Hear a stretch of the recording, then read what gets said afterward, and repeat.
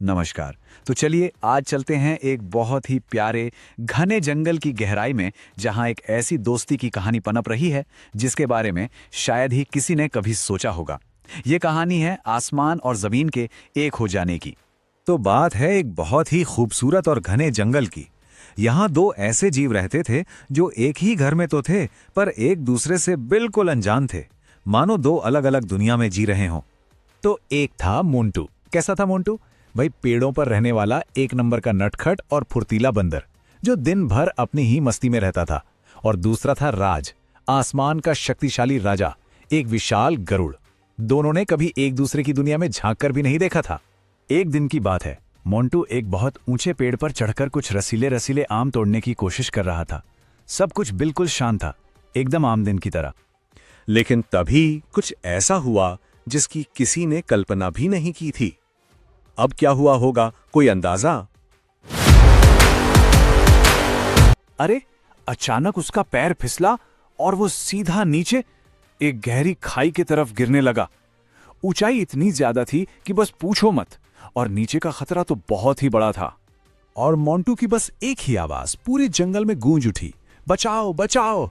उसकी आवाज में जो खौफ था ना, वो साफ सुनाई दे रहा था।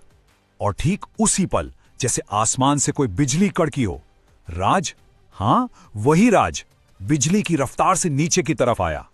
क्या गजब की ताकत थी उसकी उड़ान में। उसने अपने मजबूत पंजों से मोंटू को हवा में ही पकड़ लिया और उसे बिल्कुल सुरक्षित एक मोटी सी टहनी पर बिठा दिया। मोंटू की तो जैसे जान में जान आई। तो भाई इस हैरत अंगेज बचाव के बाद इन दोनों के बीच ना एक बहुत ही अनोखा रिश्ता शुरू हुआ।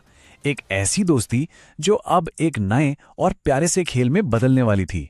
अब जंगल के जो दूसरे जानवर थे वो तो ये सब देख के एकदम हैरान थे। मतलब एक शिकारी पक्षी और एक बंदर दोस्त, ये कैसे हो सकता है? ये बात उनकी समझ से ही बाहर थी। पर मोंटू और राज को इन सब से क्या लेना देना, वो तो अपनी ही धुन में थे। पता है क्या करते थे? वे हर दिन एक खेल खेलते थे, एक दौड़। राज आसमान में उड़ता और मोंटू पेड़ों की टहनियों से छलांगे लगाता हुआ आगे बढ़ता। पर जानते हैं इस रेस की सबसे खास बात क्या थी? अरे इसमें कोई जीतता या हारता ही नहीं था। वो तो बस यही कहते थे, ना कोई जीता ना कोई हारा, हमारी दोस्ती का प्यारा नजारा। ये दौड़ तो बस उनके साथ होने का एक जश्न थी। वाह, मोंटू और राज की दोस्ती वाकई हमें बहुत कुछ सिखाती है। अगर ऐसी ही प्यारी प्यारी कहानियों से जुड़े रहना अच्छा लगता है तो हमारे इस सफर में साथ बने रहिएगा। लेकिन कहानी में हमेशा सब कुछ अच्छा नहीं होता। अचानक जंगल की इन खुशियों पर एक बहुत ही भयानक साया मंडराने लगा। एक नया और बहुत बड़ा खतरा उनके घर की ओर बढ़ रहा था। हुआ ये कि कहीं से एक विशाल, एक बहुत ही डरावना एनाकोंडा जंगल में आ पहुंचा। वो इतना बड़ा था कि छोटे जानवरों को देखते ही गप पूरा का पूरा निगल जाता। सोचिए पूरे जंगल में कैसी दहशत फैल गई होगी। अब डर के मारे तो सारे जानवर जंगल छोड़कर भागने लगे। भागना ही था, लेकिन मोंटू और राज ने तय किया कि वो अपने घर को इस तरह बर्बाद नहीं होने देंगे। वो दोनों मिलकर इसका सामना करेंगे। तो अब वक्त आ गया था कि ये दोनों दोस्त अपनी अपनी ताकतों को मिलाकर उस खतरे का सामना करें। मतलब आसमान और जमीन अब एक होने वाले थे। और उन्होंने मिलके एक बहुत ही जबरदस्त योजना बनाई। सुनिए, पहला कदम, मोंटू ने अपनी फुर्ती से उस एनाकोंडा को खूब चिढ़ाया और उसे भगाते भगाते कटीली झाड़ियों के एक घने झुरमुट में फंसा दिया। चालाकी देखी। फिर आया दूसरा कदम। जैसे ही वो सांप उन झाड़ियों में बुरी तरह उलझा, राज ने ऊपर से बड़े बड़े पत्थर और नुकीली टहनियां गिराना शुरू कर दिया। बस फिर क्या था, दोनों ने मिलकर उस विशाल सांप को इतना परेशान और इतना कंफ्यूज कर दिया कि वो बुरी तरह घबरा गया और वो डर के मारे जंगल छोड़कर ऐसा भागा कि फिर कभी लौट कर नहीं आया। तो इस शानदार जीत के बाद पूरे जंगल में जश्न का माहौल था। और हाँ, सभी जानवरों ने मिलकर एक बहुत बड़ा, बहुत जरूरी सबक सीखा था।